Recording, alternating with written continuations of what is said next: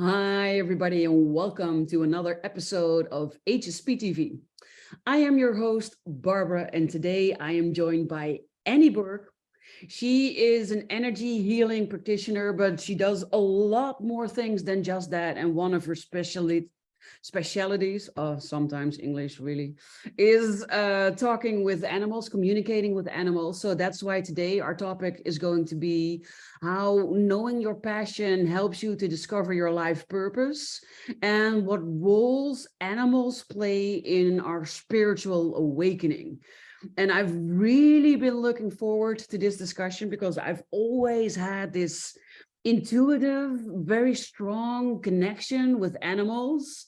And I know that this is something that a lot of highly sensitive people or intuitives or empaths are experiencing. So I'm really looking forward to diving into talking about this topic. So thank you, Annie, for being here, and a big welcome to you today.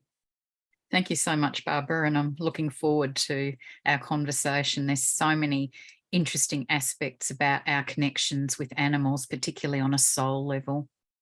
Right. So, of course, I'm dying to figure out or to find out more.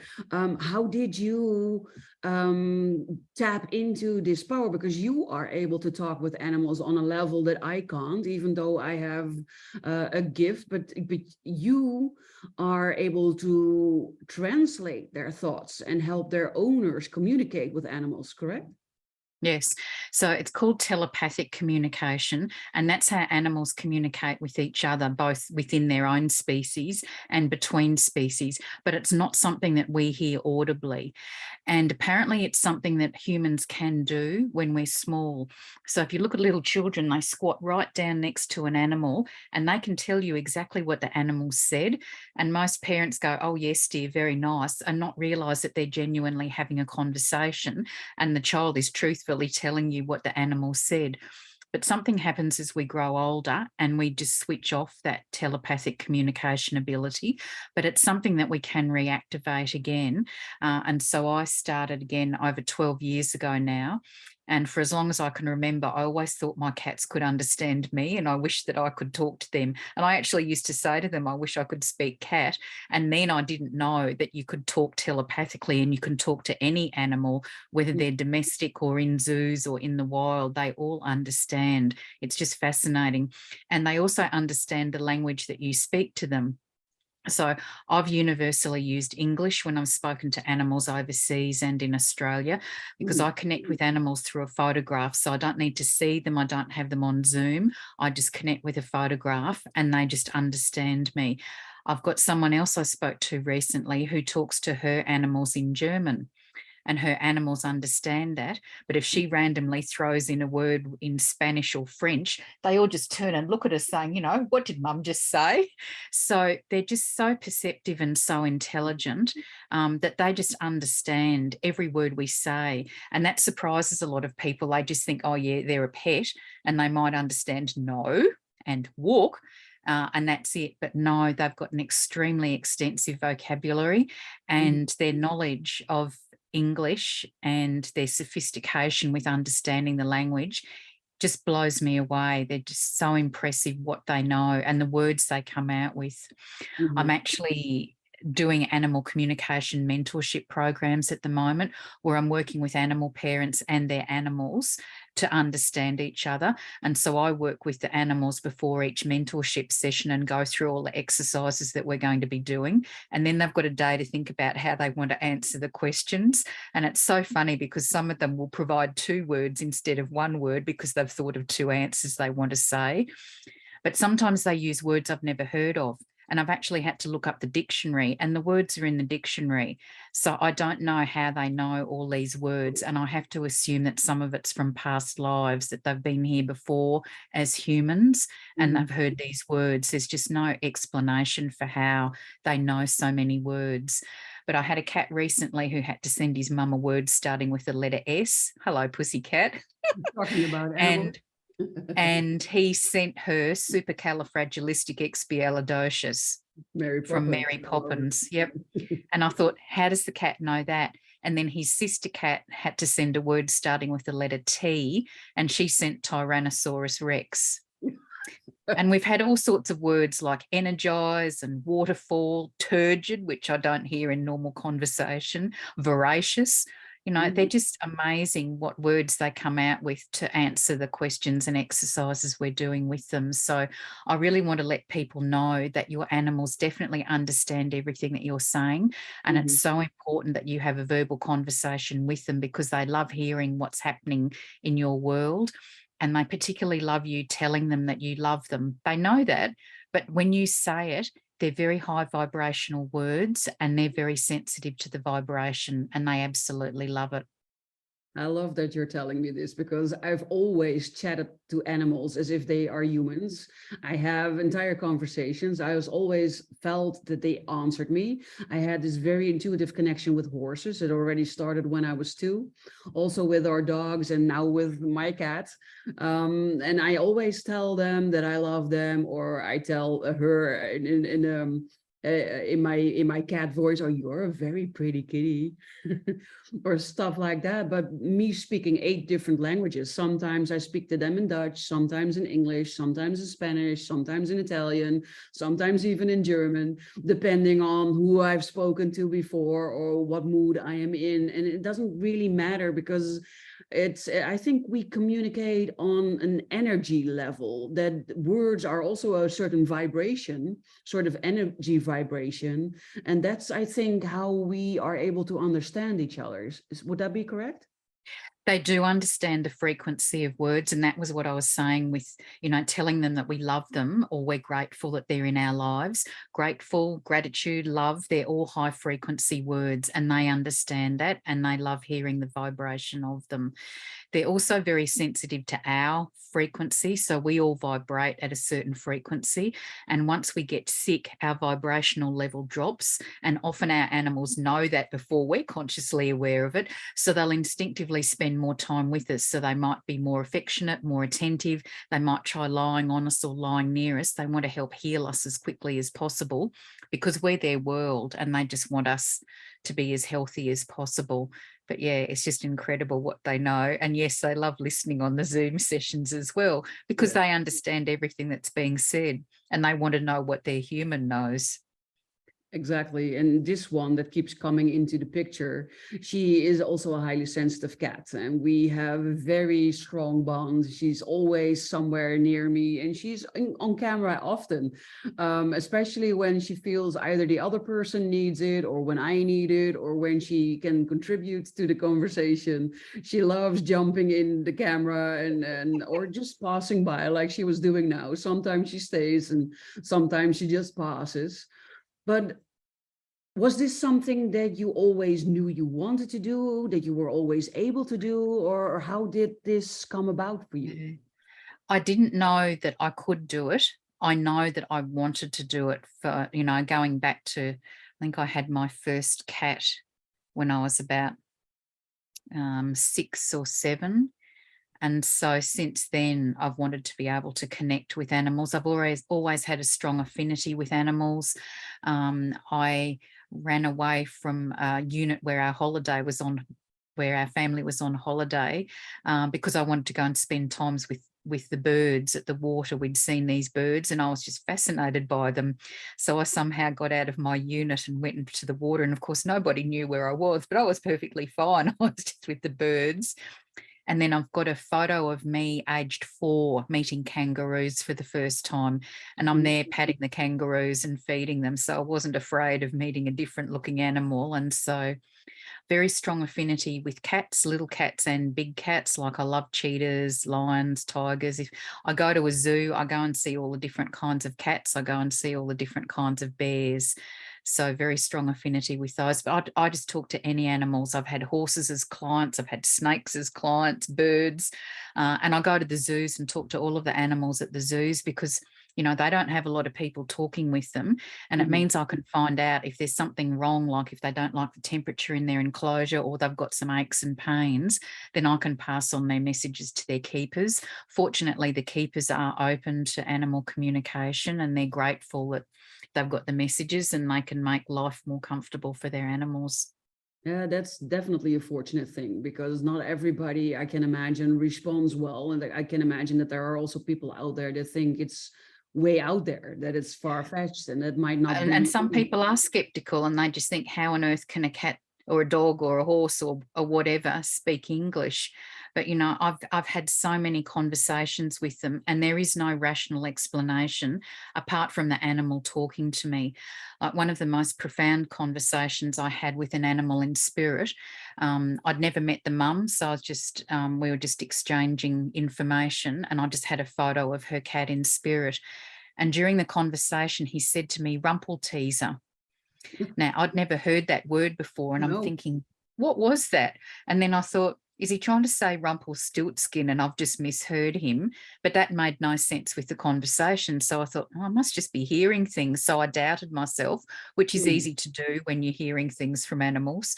And I continued the conversation. And then he said it again very clearly. And I thought, okay, he's telling me a message here. I'm just going to have to pass that on to mum and see if she knows what it means. So I sent her a message and I said, was he ever called Rumpelteaser? And I don't know what made me think that that was a name, but that's what came into my head. So that's what I typed. Yeah. There was no response for a while, and I thought, oh, she's going to think I'm crazy. And then I'll get this message back saying, oh, yes, I'd forgotten all about that. And apparently when she rescued him, he was living with a dog called Rumpel, and he used to get in trouble for teasing the dog. So he got called Rumpelteaser, but he was blind. He couldn't even see the dog. But how clever of him to send that word to me, because there's no way that word got into my head apart from him telling me. So it just confirmed for his mum that I was definitely talking to her animal in spirit. And it just made me aware then that animals in spirit are going to sometimes give me these, what I call code words, which mean no sense to me, but mean something significant to the human parent. And then they know that it's their animal I've connected with. And that's happened so many times now, and it's just bizarre, but the parents decipher the messages, and yeah, it's just very intelligent that they can do that. And so you've already been drawn to animals from a very young age, but have you always been able to communicate with them in this way? No, this all got triggered. I had a little ginger girl cat. And I understand something like 97% of ginger cats are boys, so it was very unusual to have a ginger girl. And sadly, she passed away after a very short illness, and I just felt as though I'd missed the opportunity to get to know her through animal communication. So her passing inspired me to look actively for an animal communication course, and I found one, and there was an image on the cat on the front of the website, and it looked exactly like her. And I thought, wow, here's a sign. This is what I'm supposed to be doing. So I did the course, and I practiced with the 2 cats I had at the time. They were very patient teachers. And then I started practicing with friends' animals so that they could confirm some of the information that I was getting. And then I've just gone out to chat with animals in the zoos, animals in the wild, clients' animals. It's just totally changed my world, being able to communicate telepathically, whether they're living or in spirit. It makes no difference to how I connect with them. It's a connection to their vibrational frequency, their soul, and I just hear their voices in my head. And it's very weird when it happens, because it's not audibly in your ear, like having a conversation with a person or hearing vocalizations from your animals. You actually hear them talking in your head. And if you can't understand what they're saying verbally, they can also send visual messages. So they can send you images, they can send you the letters. So if they want to send you love, they can show you LOVE and spell the word out for you and show you the images of the letters. They're so smart, they can do that. Or they can actually show you little video snippets. And they haven't shared with me how they do that, but I end up with a little video playing in my head that they've sent me to explain something. So telepathic is verbal, visual, and also they can send emotions and feelings. So particularly if they've been a rescue animal and they want to share how they're feeling on an emotional or psychological level, they can share what they're feeling, and then you can feel that in your body so you know what they're going through. So all of that started for me when this ginger girl passed away. And I think the more conversations I've had, my ability to decipher messages, but also now to be a clairsentient and feel their physical symptoms and feel their emotional symptoms, that's certainly amplified. And I've been doing this now for 12 years on and off, but it's been very ad hoc because I had a full-time job. Mhm. I've actually given that job up in May last year so that I could work full time, because I know there's lots of animals that I can help and lots of human parents that I can help to better understand what's happening with their animals. So if there's behaviour changes that they can't explain, or there's something happened with their health that they don't know what's going on, although I'm not a vet or an animal behaviourist, I can just ask, why are you doing this? And they tell me. And it's interesting because a lot of animals with behavioural changes, they're not being deliberately naughty. It's one of the ways they can very effectively get our attention. And so until we can talk telepathically with them, they have to rely on their eyes or body language or their vocalizations or changing behaviour to get our attention, so that we know that they need help with something. And again, it's very smart that they know how to do that. Yeah, most definitely. And I can also understand that I sometimes talk to people or see posts on Facebook of pet owners who had a very young pet, maybe a year old, that unexpectedly died. That was fine or seemingly fine when they left for work. And when they came back from work, the animal was dead. And they have no clue why, because it's not in the line of expectation if it's only a year old. So I can also imagine that you were able to provide closure for people like that who've unexpectedly lost an animal and have absolutely no clue what happened. Yes. And it's interesting because, again, our animals are so intelligent that they have good medical knowledge. So I've had a few animals I've connected with in spirit where the humans wanted to know why they passed away, because they don't have a diagnosis even after having an autopsy. And the animals have been able to tell me. And often as humans, we feel remorse or guilt or regret that perhaps we should have picked up something earlier and known that there was something wrong with them, and we should have been able to get help for them earlier, and then they might have had a better quality and longer life with us. But sometimes things happen that are beyond our control, and the animals don't hold any grudges against us. So one of the dogs I spoke with, whose family was very concerned, he'd actually had a blood clot. And it was just something entirely random, nothing that the family could have predicted, no signs, no warning, and it was all just very quick. So that actually helped them a lot, because they no longer had to feel guilty or remorse about what had happened. And he said it was a very quick passing, it wasn't painful. And he's now in spirit, and they, once they pass over, they go through a healing process. So even animals that have had cancer or been very immobile or very unwell, with respiratory problems or whatever else, those physical symptoms seem to heal first, so that when I see them, they show me themselves running around like a young puppy or a young kitten. They're just full of life, absolutely enjoying everything. The only thing they're missing is their human and animal family back here on the physical plane. But they do heal, and so that gives a lot of people peace of mind as well, to know that they're no longer in pain and that they're fully functional again. And then also, it's interesting that they can come back for a spiritual visit, or an energetic visit, as I call it. And so they just want to be back with us as much as we want them to be back with us. And of course, they can't do that when they're on the spiritual plane, but they can come back and visit us energetically. And I've had a lot of people tell me that they've seen their animals come back and run up and down the corridor. Now, they're a soul in spirit. They don't have a physical body anymore. That doesn't exist. But somehow they can put one on so people recognize them, or they can vocalize. So my girl who passed over suddenly to teach me about soul reincarnation used to vocalize when she came for a visit, and I'd hear her meowing quite loudly. And my boy cat, when he came back for a visit, used to play with the hair on the back of my head, and I'd feel him touching me. So I've had a number of people that have felt their animals jump up on the bed, walking up the bed, snuggling down next to them, even coming up and patting them on the face. Or they make noises in a room. So I've got one cat that was coming back and getting in behind the blinds in the window and wobbling them and making a noise. And that's what she did when she was alive. And so her mum knew that she was there for a visit. I've got another client whose dog in spirit was coming and visiting through the doggy door, nearly giving mum a heart attack because the door would go bang, bang, bang, bang, bang, and you can't see anything, but the dog was coming in that way. So they are very creative in how they come back and let us know that they're there for a visit, or we can ask them to appear in a meditation or in a dream. And it's amazing because you can actually physically feel picking them up and holding them. You can hear them vocalizing or purring or whatever noise they make. And it's just so reassuring to be able to do that. But the grief affects them. They grieve on the other side, and our other animals in the family also grieve. So I've had to have conversations with a couple of animals just to find out how they were coping after the loss of a family member. And they let me feel their grief, and I cried. And like, you know, it's just overwhelming what they're still dealing with sometime after the passing of their fur brother or fur sister.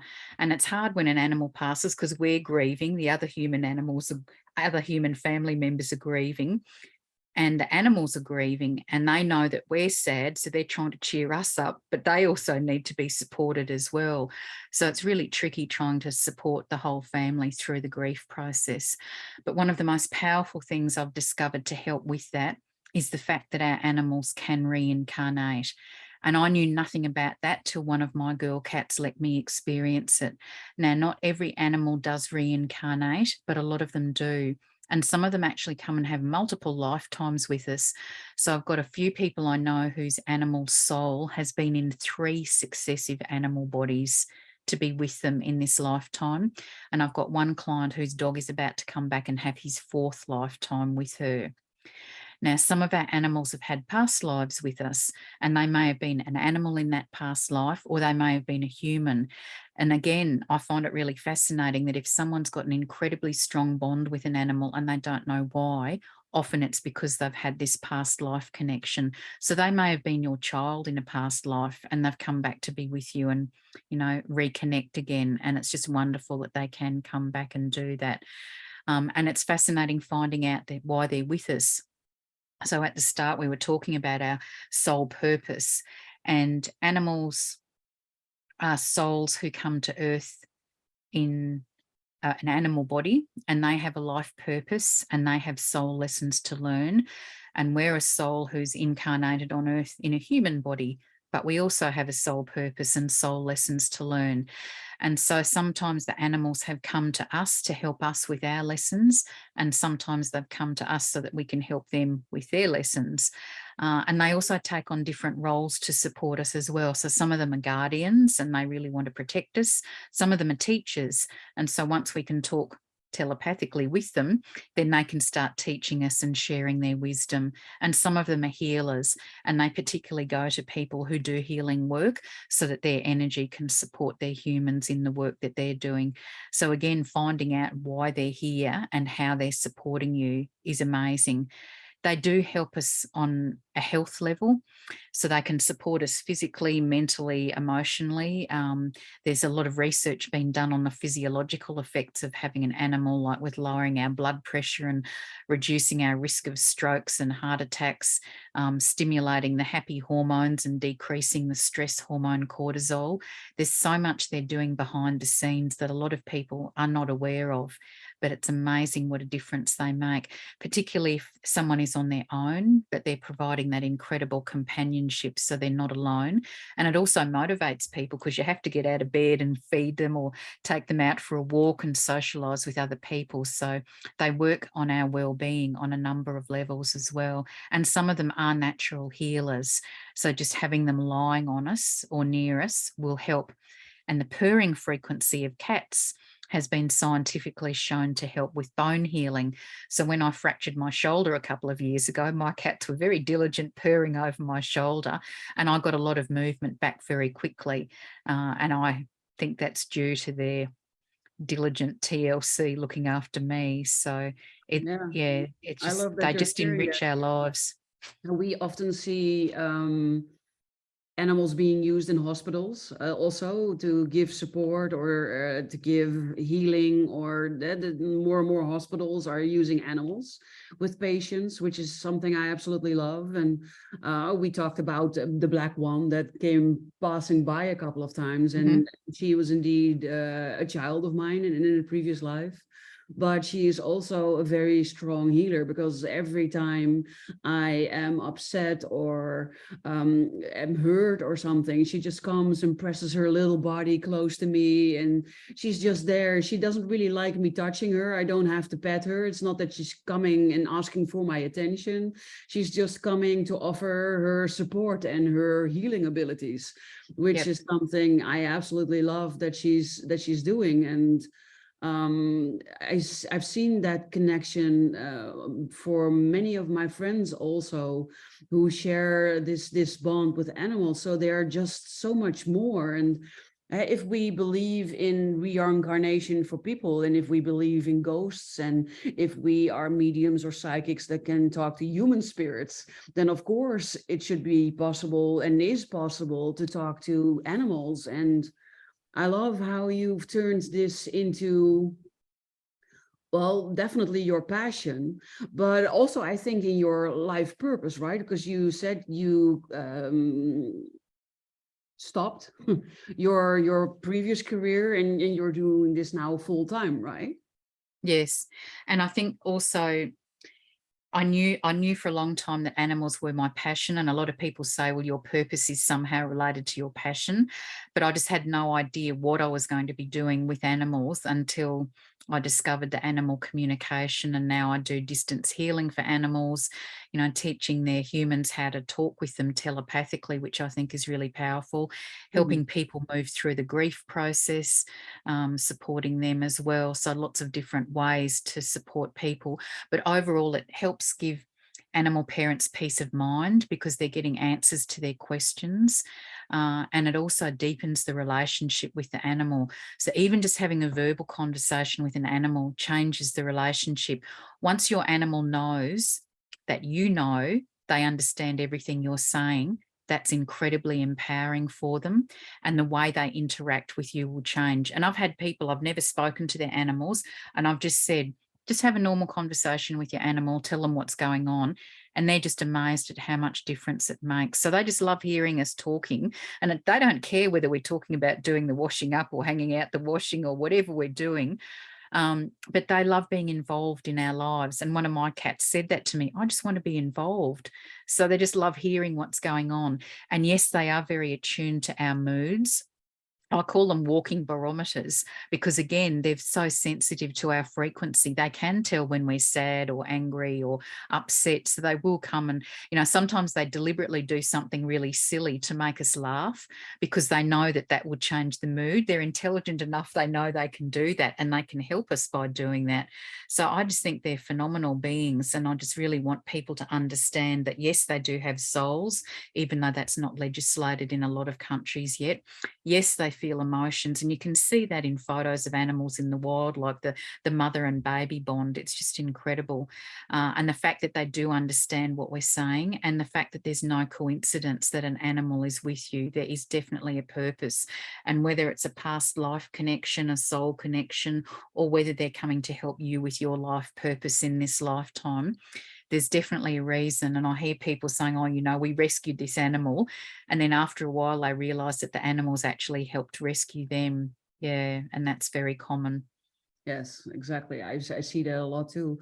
And what always touches my heart also is when you see these videos where you see a bear being friended with a gazelle, or a duck being friends with a pig, or I saw a parrot being best friends with a cat. These combinations that we humans often think is impossible, because we think, well, the bear would eat the gazelle, or the cat would eat the bird, but they don't. And they've become best friends, and it's so adorable to see that connection. So I think it goes beyond what we often see as the reality or the truth.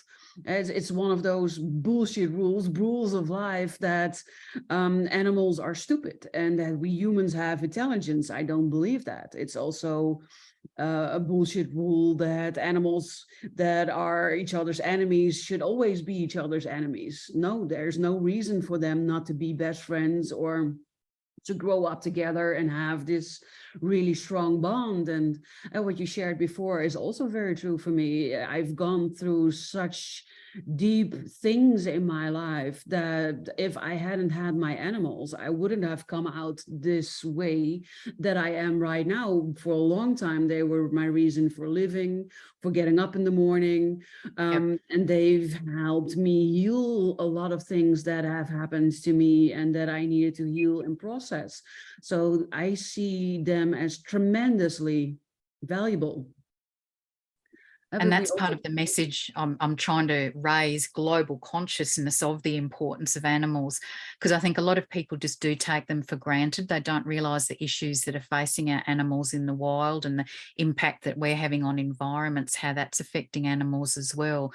But a lot of them are holding a lot of wisdom. And when I connect with them, they're happy to share that wisdom. And that's what I'm trying to do as well in my books and podcasts and masterclasses, to share what animals have taught me, because I think I'm in a unique position where they're telling me, and I would just want to share this information so people can appreciate them on a different level. Exactly. So this has been an incredibly interesting topic already. The only thing, well, no, not the only thing. There are many things that I'm wondering, but the one thing that I do want to ask for this episode also is, how do they support us in our spiritual awakening? The thing that they've taught me is that they help evolve our hearts. And evolving and developing our hearts is one of the key things that we need to do as part of our spiritual evolution while we're on our spiritual awakening and then spiritual development journey. All starts with self-love. And if we can't love ourselves, then it's very difficult to let love come to us and to be able to give love to someone else. So having that animal with radiating their unconditional love does amazing things to us. And that's why they impact us so much. That's why it hurts so much when we have to say goodbye to them, because they really have affected us deeply on a heart level. And that's just something that they do. They love being of service and helping us, and they're just so selfless. Sometimes they even take on some of our health conditions for us so that we're not having to bear the full brunt of them. And again, sometimes that's to their detriment, but they don't mind. I've had 2 of my cats help me and I had no idea what was going on, and then I worked it out. And so I asked one of them to stop, and I'd be a lot happier and less stressed if she was healthy. But she was happy to continue helping me. And so she said, "Are you sure?" So she just wanted to keep on doing it and helping. So they are just pure souls and just so willing to help. And yes, some of them are here with specific purposes for our soul journeys. So as I said, like some of my cats have been teachers, so they've helped me understand animal communication. They've helped me understand the phenomenon of soul reincarnation, so that I've been able to help other animal parents with it. Some of them are healers. So my cats at the moment all love crystals, and I love working with crystal frequencies as well, because it's a natural way of healing and animals respond to the frequencies. So I make up big crystal grid patterns on my floor to help support animals and humans with healing. And my cats go and lie there and help activate them, and they get there with their paws and they adjust the crystals so that the energy is to their liking. So it's really interesting, because I've had to ask them why they were doing certain things, and they explained what they were doing, which all made sense. But just, yeah, I'm in awe of how much they know, particularly about healing, and how they can share that with us. I've always said animals are very pure. What you see is what you get, and the amount of love I put into them is at least the amount of love I get back. And you won't find that in most other humans, which is one of the reasons I love spending time in the company of animals, because they're so completely pure. And I love what you shared about them allowing us to open our hearts, because that literally is what I've been feeling, because a lot of us have been hurt by other humans. It could be already in your childhood or in teens or as adults. It doesn't really matter. People tend to hurt other people. That's a fact of life. And with animals, they might hurt you with their nails, but it's usually unintentional, but never emotionally. Animals never hurt us emotionally, and they give so much love without asking anything in return. And I also speak to people who are feeling at the edge of an abyss, that are feeling like I'm about to give up. And then one of the things that people teach is to look at what do you have and what is there in your life to be grateful for. And for the longest time, for me, it really has been my animals. The fact that they're there, the fact that they love me, the fact that they hug me, the fact that they are always happy to see me, always greet me when I come home, always greet me first thing in the morning. We have these little morning rituals. I'm not allowed to go anywhere in the house by myself. I cannot even go by myself to the toilet. They always, Yep. all of them have to come with me. Yes, Beware that's if I common. dare close the door, because there will be a huge protest. Scrabble, scrabble, scrabble, scrabble. Yep. Yes. And they indeed have silly antics that when you might be caught up in a thinking pattern that's not in your best interest, then she would have the zoomies. Yep.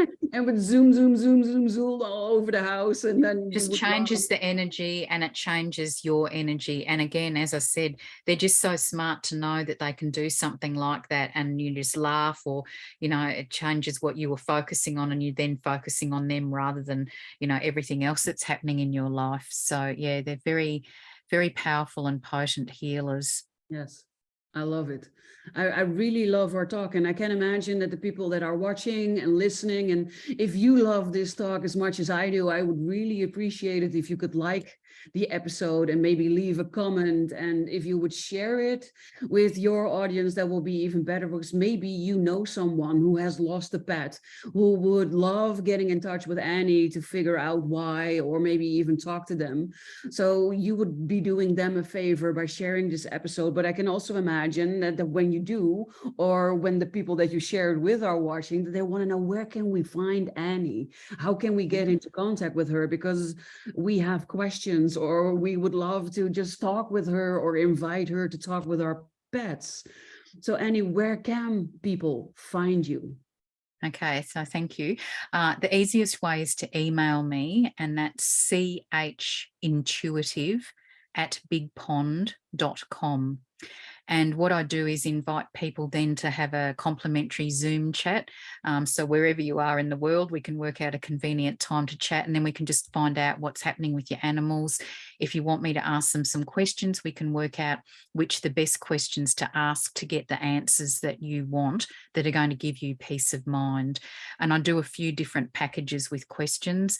And I also talk with a couple of animals in a session. So if you've got an animal in spirit and an animal who's with you, and you've got questions for both, we can do that. I also offer the Animal Communication Mentorship Program, where I work with animal parents one-on-one for 3 months and their animals, and get you to a point where you can talk telepathically with your animals, living and in spirit. And that's just fascinating when you can get messages from them and find out what they want to tell you. Mhm. I also offer an Overcoming Grief mentorship program, again working with bereaved animal parents for 3 months to help process and go through that grief journey. It includes a couple of mediumship conversations with their animals, so again getting answers to their questions. It also includes healing sessions, so you're getting heart healing, and getting answers about, have you had soul connections with your animal? Are they going to reincarnate? Do they know yet that there's a body that they can come back in? So all of those kind of answers can really help with the grief process. I've also got a private Facebook group, so if people would like to join that, again, please email me and I can add you to the group. And I offer free masterclasses every month for animal parents, and I advertise them in the group and on LinkedIn and Facebook. So that's all under Annie Bourke, Annie, and Bourke, Bourke. So you're welcome to connect with me on any of those platforms. My website is www.cosmicheartintuitive.com.au. I've also got a podcast called What Animals Tell Me, because they tell me such fascinating stories and I want to share them with the world. So you're welcome to listen to those. They're free. And in the first 2 episodes, I talk about energetic visits from our animals in spirit. And I also talk about animal soul reincarnation. I love that. And then my books, The Bridge to Animal Consciousness and Evolving Hearts and Souls, The Guide to Spiritual Awakening, they're available on Amazon as paperbacks and ebooks. And I'm currently writing my 3rd book. Since the animals have taught me so much since I wrote those 2, I need to write the sequel. So that's what I'm doing at the moment, with a particular focus on soul journeys and reincarnation. I love it. I will make sure that all of the links that Annie just mentioned will be included in the show notes. So if you went too fast, you think, oh, I missed it, don't worry. Everything will be in the show notes, all the ways to connect with Annie. So if you either just want to talk with your pets, you can use Annie's services. But if you want to learn how you can yourself talk with your pets, that is also something that Annie can help you with. So basically any type of animal need would be perfect to talk to Annie about and see how she can help you with that. For today, we've come to the end of our time, but I really, really loved our conversation today. So thank you so much for being here, Annie.